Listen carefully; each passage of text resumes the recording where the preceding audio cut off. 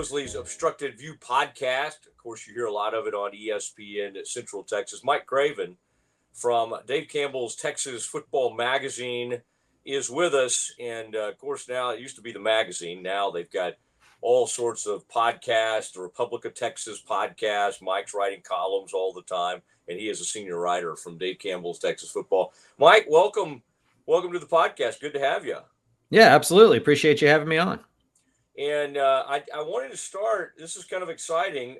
People can pre-order your limited edition copy of, and I hope you're getting a lot of this money, Mike, because this is, of course, under the Dave Campbell's brand, but written by Mike Craven. Like a lot of things, he's written a lot of the cover stories for the magazine and that kind of thing. It's the Guide to Texas College Football, and again, you can pre-order that, your limited edition copy today. And I would imagine, Mike, you can go to TexasFootball, .com, get on the website, do it that way. But how long have you been working on this? And I mean, I'm looking at some of the names or some of the players on the cover, and this is not just like recent days. This goes back. I'm seeing it may be Andre Ware I'm looking at there. So we're getting back into some old SWC days. We're getting way back with TCU because I see a number 37 there. And then, of course, with UTSA, you got to have Frank. I think you have to have you have to have Wilson on there. I mean, this is kind of exciting. How long have you been working on this? Oh, there's Reveille. I'm looking at Reveille now, and Mike Leach, of course. How far does this go back? And is this going to be kind of like a large coffee table? What am I going to want to do with this? Am I going to put it on the shelf, or is this kind of a massive sort of manual type, annual thing that I'll be able to kind of showplace? I guess I can do whatever I want. Yeah. It's a 96-page coffee book. Started on it last summer. Sam Houston moved up, and that made 13 FBS teams in the state of Texas. And there's 13 weeks in the college football season, or at least there was kind of in the previous iteration of it. And so it kind of felt like some synergy, right? Like maybe I could go to a different stadium each week. And so last year, every single Saturday, I went to a different stadium within the state, hit all 13, and then wrote a book that's kind of half history and half experience. Each chapter is a different team. So week 1, I went to TCU. So chapter 1 is TCU. And there's 2 pages about the history of their program dating back to when it was founded. There's 2 pages on the experience of being at the TCU Colorado game and what that was like, where to park, what the stadium experience is, where to eat around campus. And then 2 pages on kind of the best players in school history, the best coaches in school history, the best seasons ever in school history. And so it was a lot of fun to do. I definitely believe in like making research into content. And it was one of those things that, I'm supposed to be an expert on college football in the state of Texas. And what better way to kind of put that marker out there than to write a book about the history of college football. So for me, the most fun part was just learning more about these programs that I cover, especially stuff that happened kind of pre-me. I was born in 1985. So kind of going back and looking at some of the stuff, you learn a lot about programs like Rice was really good back in the 30s and 40s. SMU had their run. Obviously TCU was on the front foot of passing football in the 20s and stuff with Meyer. And so just learning those kind of things really helped. And it was a lot of fun putting together, but it's about a year-long process because I'm just a journalist. So I'm used to writing a story, pushing, publish, and then moving on with my life. With the book, it's like digging a ditch. You just got to keep going back to the same hole every single day and keep digging it out there. So it was a lot of fun. It was a lot of work. I'll probably need a year or 2 before I want to do it again, though. Yeah, I hear you. And so we'll look forward to that. That'll be fun. It'll be on my coffee table, and that'll be nice. In fact, just the other day on the Mosley show with Cam Stewart, of course, over at ESPN Central Texas, we were talking to Clyde Hart, the Baylor's famous track coach, and one of Baylor's all-time greatest football athletes, who was on that 57 team that won the Sugar Bowl for the Bears over Tennessee. And if you started going back in Baylor history, I'm sure you came across that. His name was Del Schaffner, and they told the story of 1956 going to find Del over the baseball field, and they got him to come anchor the 4x100 And of course, with the Olympics, we were talking about all the 4x1 and all that, and it went on to they tied the University of Texas in 1956, Mike, for the world record in the 4x1 relay. So there's a lot of, I mean, when you get at Baylor, of course, it's Elkins and Bull and I mean, it just goes on and on. And then get Singletary around the time you were joining us on the earth.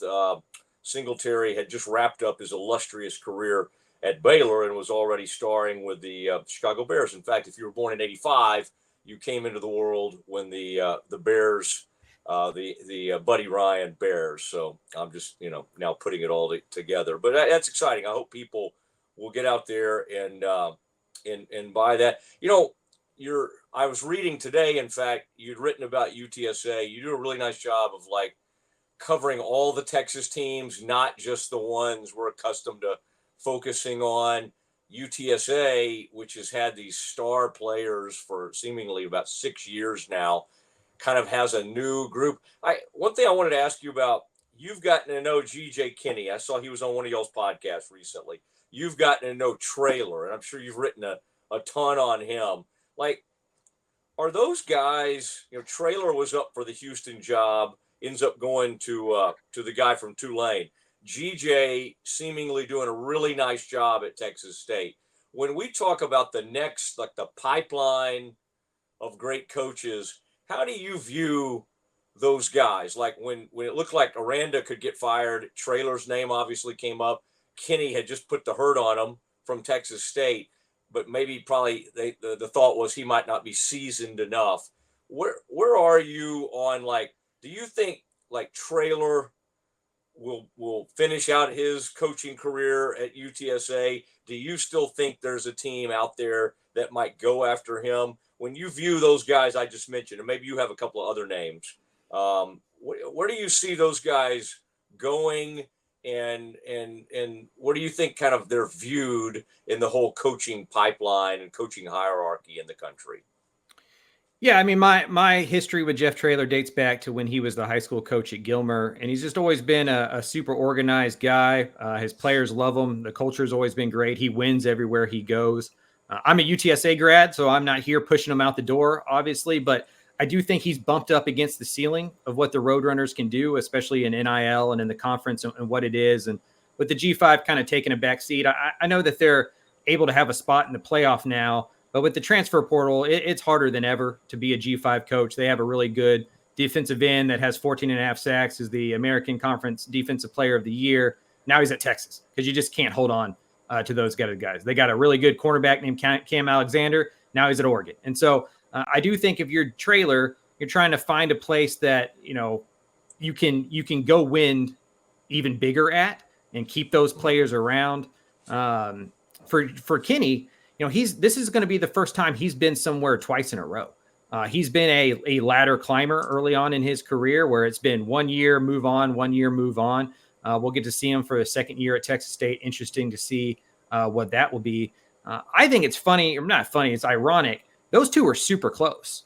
For those who don't know, GJ Kinney played his senior year of high school for Jeff Traylor at Gilmer. GJ Kinney's dad got shot. He was a head coach in high school football. His dad got shot by a disgruntled parent from that team. Obviously didn't coach that next year, so GJ wanted to kind of get a fresh start, obviously not be at the school where his dad got shot at. He transferred to Gilmer, played quarterback for Traylor there, and I think that they're going to be in for some of the same jobs. If Baylor opens up after this year, I believe those two names will be on people's lips. If Rhett Lashley has a big year at SMU and he moves on to, let's say, Arkansas, I think Traylor and Kinney will be names for that one as well.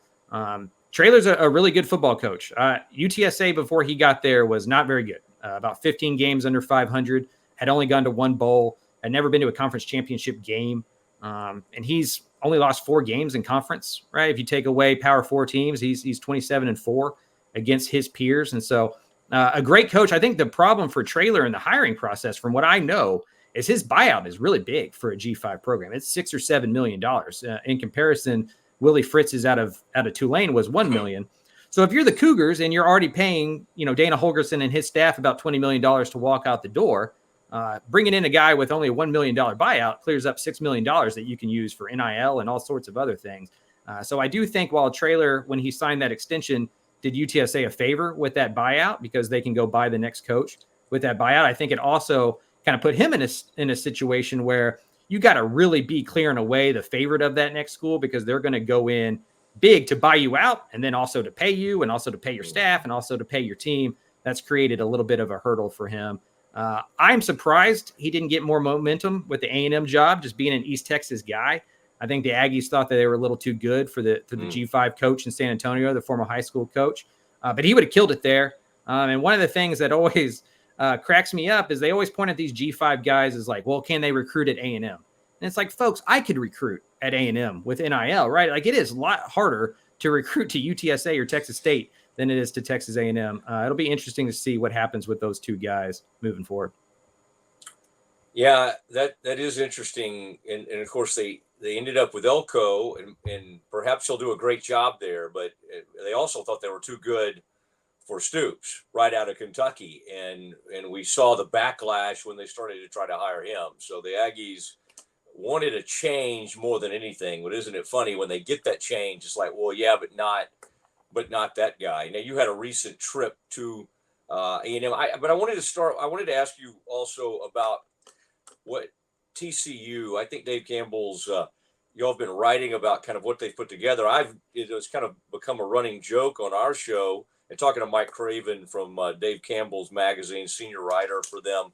But to see TCU with all these head coaches, and Dana's the latest, Dana Holgorsen, and I thought that was funny. I guess he's pointed out he's not going to be coaching on Saturdays, and this year he's going to tailgate, which, I mean, again, I think you made the comment, hey, there's a story idea. And I think I'm efforting that for sure. Yeah, I think tailgating with Dana Holgorsen, there's some stuff you probably would not feel comfortable writing about if that thing gets out of, gets rolling too much. I kind of think of Dana, and of course they brought in the defensive coordinator who'd been the head coach at Boise State. I think they have two other head coaches on the staff, but I couldn't help but think, you throw Dana into, you already have Kendall Briles coming off a season where it's like people, obviously last season was very disappointing for the Frogs after having one of the greatest years in school history. To me, Mike, I mean, that's got to make an offensive coordinator uncomfortable. And maybe you just say, well, he's paid a lot, you just got to deal with it. But you have a more experienced, a guy that probably, comes more directly from the Leach tree, although Kendall and his dad certainly have Leach ties as well. How do you see that all playing out? Because TCU has momentum in the recruiting side, but I see their sort of current quarterback and the whole coaching room situation as being a little volatile when I look at it. Yeah, I've said this before on our podcast. I don't think I've gotten a team wrong more than TCU since I've become the full-time writer at Dave Campbell's Texas Football. I didn't think they'd be that great in 2022. They went to the national championship game. I thought that they'd be pretty solid last year, and they didn't make a bowl game. Sonny's talked about how hard it was to transition from that championship game. He used to always laugh at teams like Georgia and Florida that had these ballooned coaching staffs. Like, why do you need that many guys? This isn't rocket science. It's football. And then he played until January 6th and realized, oh, this is why Georgia had that staff. He's talked about how during the national championship week where they're in Los Angeles, they had to send coaches back to Fort Worth to host transfers because it was transfer portals open. They're trying to sign guys for the next year. They were just behind all last year. I think they underestimated the amount of leadership that they were going to lose with, guys like Max Duggan, D. Winters, Steve Avila. And you got to remember, Dana Holgorsen and Sonny are good friends, like really, really good friends. They were wide receiver coaches together on that Tech staff in 2002 to 2005. Holgorsen was the inside guy. Dykes was the outside guy. So some of this is just friends giving friends a break, right? Like, I mean, I think that's what happens in the coaching community a lot of times. From what I know, Holgorsen's going to be mostly with the defensive staff. He's going to be an offensive guy helping the defensive staff kind of identify stuff. And then Todd Graham is the defensive guy who's going to be with Kendall, kind of helping the offensive staff. I think Sonny likes the idea of having an offensive guy with the defense and a defensive guy with the offense as analysts, just to kind of give some pointers on what the other teams may be trying to do against them. Mm-hmm. But whenever, I've made this joke before, if Dave Campbell's Texas Football hired Kirk Bowles tomorrow, I'd be worried that I'm still the senior writer. Right. And so like, I think it's kind of the same thing. It's natural, I'd imagine, if you're Kendall Briles, to look around and go, okay, Sonny's added a dude who runs an offense very similar to the one that Sonny used to run. They're really close friends. He's in this same building now. If we have the same struggles we had last year, maybe I'm looking at my replacement. But I do think that Dykes likes Kendall, that he likes what the offense is, and they believe with Josh Hoover, they're going to turn the ball over less, and that will kind of unlock what they want to do. You would be giving up about 27 years to Bowles. No offense to him. He is a friend, but yes, he would certainly have you in age. I don't know what they would say, but in Bowles, I would have said about 3 or 4 months ago that you'd never have to worry about Bowles leaving the Austin American-Statesman where you used to be. And that changed. So Gannett. you just, that's right. You never know what would happen, but good. I mean, I'm glad he ended up somewhere, and hopefully he does well at the Chronicle. Talking to Mike Craven from Dave Campbell's Texas Football, Matt Mosley's Obstructed View podcast. And of course, you hear a lot of this on ESPN Central Texas. Let's go. You just mentioned how those guys were good friends, Sonny and Dana.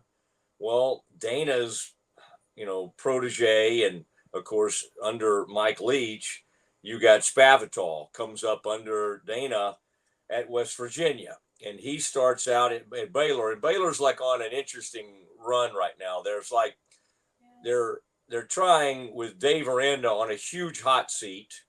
Somehow they've kind of gotten hot in recruiting, and like that 2025 is looking nice. Now, of course, if they have a bad season, everybody gets blown out. That'll all change. But I do think people right now are viewing Baylor a little differently. Keenan Hall, who came from SMU, has helped with that. As you've kind of watched this, Mike, and you make regular trips to Waco, and I'll be curious to see which restaurants you recommended in your new book. But what do you make of what Dave's done? Are you like, hey, I like all these things they've done, or are you still kind of like, man, this is a big crapshoot? Like Baylor's a boom or bust. I guess in my mind, the ceiling would be 6 or 7 wins, and the low part of this is what happened last year, which was awful.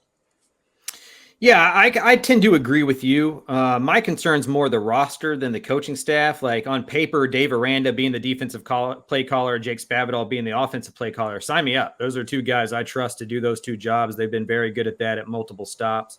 I don't know if the roster's gotten better yet. It just feels like, to me, this is just my opinion from the outside, it's just kind of felt like Dave Aranda's a year behind the curve in a lot of this stuff, right? Like he didn't attack the transfer portal right away. And then a year later, he talks about how they're going to really do that. And that was a mistake. We're going to go into the portal. They don't lean into NIL right away because he felt like it was transactional, and that's not the type of program he wanted to have. And then a year later, you got shirts that says we pay players. And so I do feel like in his tenure, he's been reluctant to kind of keep up with the changes of college football because in his heart, he may not like those changes in college football. But we all have to evolve in ways that maybe we don't agree with, right? Like I do 4 podcasts a week. I came out of journalism school just wanting to write, but now I got a podcast every single day. And that's just part of what the journalistic landscape looks like these days. And in today's college football world, you got to attack the portal. You got to attack the NIL. I worry for Dave that he did those a year too late, and that talent you're talking about that is committed, he won't be here to see it because if they have another losing season, I'd imagine he gets moved on from. So I do think bringing in a guy like Keenan Hall, who is a really good recruiter, who has a lot of connections in Dallas. He went to South Oak Cliff. He can get you into the door with a lot of these kids that maybe you couldn't previously. And then the money can be the closer. And that's just kind of what it is now in college football. If you're Baylor and things go really bad, what you're hoping for is that if the next coach keeps Keenan Hall around and you keep the paying players thing, maybe you keep some of those guys for the next coach. I don't see an 8 or 9 win season. I don't know what it would take to get Aranda another year, but they're going to need DeQuan Finn to be a superstar coming in from the MAC from Toledo to kind of hit the ground running. That's the only way I see this thing kind of bumping up against the ceiling is if the quarterback is just as dynamic as we hear he can be, and that unlocks this team in a way that maybe you can't anticipate just looking at the roster. Dave's even involved in the way he picks quarterbacks, hasn't he? I mean, it was with Gary Bohannon. It was like, we owe this guy the ultimate respect. We need to make this decision immediately so he'll have time to go catch on with another school. And this, even though we all think it's going to be DeQuan Finn, in this instance, they've kind of let this thing play out. Dave says he wants to make a call.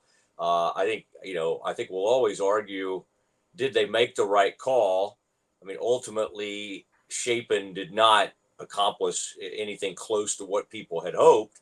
Now, he may be really good at Mississippi State. He may go there. I'm not ruling that out, but it'll be interesting to see, how we look back at all of that. Mike, at one point, I think I looked up, and Baylor had like 6 quarterbacks across college football, and they're not the only program like that, right? But it was just like, and even now, Drones is with Virginia Tech, pretty good quarterback. Chapin's with Mississippi State, and I think Zeno's still floating around out there with somebody. UAB, Gary's at BYU, and again, Baylor's not the only school like that, but it is interesting to and honestly, they've had trouble. I just think teams are still struggling with exactly how to address quarterback. Like Notre Dame's not, right? Notre Dame just identifies, okay, who's great at Wake Forest this year? Who's great at Duke?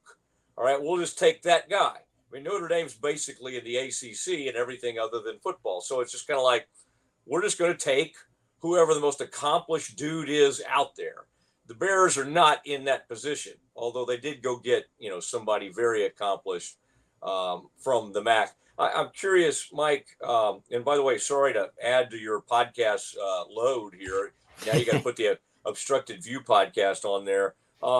Your recent trip to Texas A&M, kind of maybe any interaction, what you viewed with Elko, but like Texas here recently, I mean, they've lost 2 or 3, really talented. They're all talented, right? But really nice young running backs. A&M lost one, Reuben, just the other day. But what was the overall impression of being around A&M? It seems like from reading your stuff and hearing more and more about A&M, they're going to have like maybe one of the greatest like defensive lines in the country. And I guess it's like, okay, how can they build around that? What was your biggest takeaways from being around the Aggies? Yeah, the defense is going to be good. Shamar Stewart on one edge, Nick Skurton, who led the Big Ten in sacks at Purdue, where he was getting double teamed a lot and still led the Big Ten in sacks. 2 5-stars in the middle with Shamar Turner from DeSoto, DJ Hicks from Katy Paytow. They're going to be good. They're going to be good in the front 4. Torian York, who's a local guy who was committed to Baylor for a long time, a stud at linebacker. They're going to be good on the front 6, front 7. They bring in a bunch of secondary guys. That's Mike Elko's bread and butter. He was the safety coach kind of coming up. I believe in the wrecking crew. I think that group is going to be good. To me, the big question mark is the offense, and specifically the offensive line, the right tackle position. Does Ruben Fathery take a step forward with a new offensive line coach? Demetrius Crownover, do they move a guard out there? What do they do to kind of solidify that? Because remember, A&M hasn't kept a quarterback healthy since 2020. And that year they went 9-1 and had their best year under Jimbo Fisher. Since then, they've lost at least one quarterback to a season-ending injury in 21, 22, and 23. In 2 of those 3 years, they lost multiple guys. And that is because the offensive line has not been good in pass pro. What I've found, this is a thing that I notice at a lot of schools, like coaching is always a 180. It's like dating, right? When you break up with somebody, the next person you're with tends to be the exact opposite of the person that you were just with. If you're with somebody who likes to go out all the time, you find yourself a homebody or vice versa. You couldn't find a bigger 180, I don't think. Maybe the Dana Holgerson, Willie Fritz, other than, Mike Elko, Jimbo Fisher. Elko is just kind of a normal dude. He spent most of his time below the FBS level or at the G5 level. He didn't coach at a Power 4 school until he got to Notre Dame like 7 years ago. He spent most of his career doing all the grunt work behind the scenes. And I think that makes him the perfect coach for A&M. A&M, when they've been at their best, has just been the blue-collar, anti-Texas, put your hand in the dirt, make it dirty, go win some football games with defense. I think that they looked around and said, that's how Georgia's winning. That's how Alabama's winning. That's how Michigan's winning. Let's go do that. Like, let's just lean back into what we are and go do that. Elko seems like the perfect fit for that. Since Jimbo's been gone, you just learned some crazy stuff. Like they weren't eating together as a team. There wasn't mandatory times to get to the weight room or tutoring or to class. Like Jimbo had basically been like, hey, I'm paying you guys, do your job. And that's your job. I'm going to do my job. Elko's come in and been like, yeah, we're paying these guys like everybody is, but they're still college students. They still need structure. They still need discipline. They still need accountability. And he's put that together. He put them in pods, and every infraction they had during the week was counted up, and the pods that had the most infractions had to run like a lot. And Trey Zune, their starting left tackle, said it took 1 week for everybody to realize, like, this guy's serious. Like, he's not messing around. He's going to make us do this stuff. And I think that's what A&M needed. They just needed an adult in the room to kind of come in, make everybody realize, like, hey, maybe you're making a couple $100,000, but the real NIL is the NFL. And if you want to get there, we need to have team success. I think the Aggies are going to surprise some people. They're going to be pretty good. Are they going to make a college football playoff? Probably not. But I think that they're going to be a 7-8 win team that you look into 2025 and go, oh, the Aggies are for real now. They're going to play. They're no longer the butt of the joke. All right. That's my wife and I are trying to be kind of the Mike Elkos of Lake Highlands High School, fighting for family dinners, fighting, when you have a 17-year-old Mike, they don't wake up like dreaming about like, oh man, I can't wait for family dinner tonight. But, my thought is they'll look back at some point and appreciate those kind of family dinners. So trying to fight for those things. Lastly, I wanted to bring up something you wrote just in the last few days about, you did a list of the best games this season between, teams from Texas. And man, as we lose more and more regionality, and I've seen you comment, and I think we have similar thoughts on some of that and some of the mind-boggling stuff that goes on. It is nice to still have some of these matchups. You mentioned two coaches earlier. I mean, with UTSA, that'll be an interesting matchup with Texas State. That'll be a very important measuring stick and early season game for both of them. I think Baylor and TCU was on the list. Now, obviously, Texas and Texas A&M getting back together, that needed to, and I think that was number one on your list. I think I saw you put Houston and Rice on there, and I've always wondered, like, when I was growing up, I used to think, I'd look at they'd play that game at the Astrodome, and nobody would really be there. And I always kind of wondered to myself, like, is there anything there? Like, do the rabid portions of that fan base like hate each other? Can you describe that to me, since you dig in a little bit more over the years on teams like Rice? Do they live for that Houston game, maybe like they used to? What's that? How has that evolved over the years? Yeah, it's tough for those teams. I put it up there that high because the Bayou Bucket may go away after 2025, right? Like they've canceled the series in 26 and 27. They think that they may pull it back together, but we're losing that stuff. SMU TCU is about to go away. Like I don't understand how you can have two schools in the same big city that way who both play FBS football and not play against each other. Like that just seems ludicrous to me. Like this sport at its core used to be beating your neighbor and having bragging rights over people that you know. TCU replacing SMU with like a Stanford game. What does that do for anybody? Like how many TCU fans know Stanford grads? I'm sure they know a lot more SMU grads. And I just feel like we're losing kind of like what made this sport big. And that was the regionality part of it. The conferences have kind of taken that away from us. Texas is kind of the only one that's getting stuff back. They're getting the Arkansas game back. They're getting the A&M game back. But you lose the Baylor game, which has spanned over 3 centuries. And who knows if that ever happens again. Maybe this is because I work at Dave Campbell's and our whole business model was built on the Southwest Conference when Mr. Campbell kind of started this whole thing. And we're losing more and more of that stuff. And it annoys me from a business perspective. But I guess what I always enjoyed about college football was having a team, passionately caring about that team, and then showing up to school and talking to my friends about how their teams stink and how we're going to beat their team. And now I just don't know how you do that anymore, right? Like if you go to school in Lake Highlands and you're a Baylor fan, how many Utah fans do you know? How many BYU fans do you know, right? You're not going to know many of those, but you know plenty of Texas fans, and now you don't even get to settle that on the football field anymore. So I just hate kind of what we're doing. I think a lot of it stems from needing a national champion. We're like a country that like needs to have a tournament and needs to have a champion at the end of it. And I feel like every decision we've made since the BCS has kind of eroded what the real purpose of college football was, and that's just to beat the people in your area. Mike, always love catching up with you. Appreciate how public you've been with your sobriety, and you hit a milestone here recently, and very appreciative that you put that out there, and even to the point where you say, "Hey, reach out to me if anybody's having an issue." And listen, people in every profession have issues like that, but in our profession, my goodness, I've seen it over the years, and there's just the travel and the stress and everything that leads to whatever. But to be that open about it, very appreciative of that. So congratulations on yet another important milestone as you look back on your journey. So but thanks for that, and really appreciate you doing this. Absolutely. Yeah. If you're out there struggling with addiction or anything like that, I mean, I encourage you to talk to somebody. It can be a stranger on the internet like me. I'm at Craven Mike on Twitter. Go see a psychiatrist, check yourself into rehab, whatever you need to do.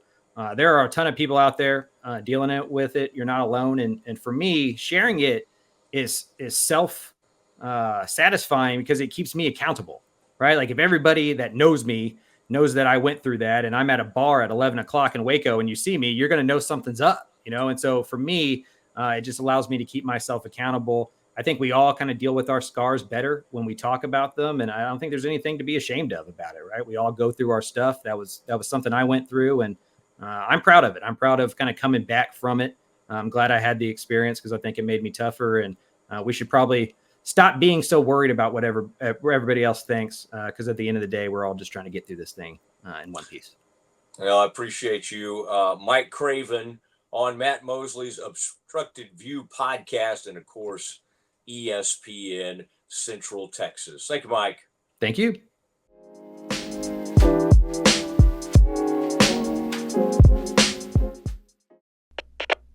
We are Rogue Media Sports.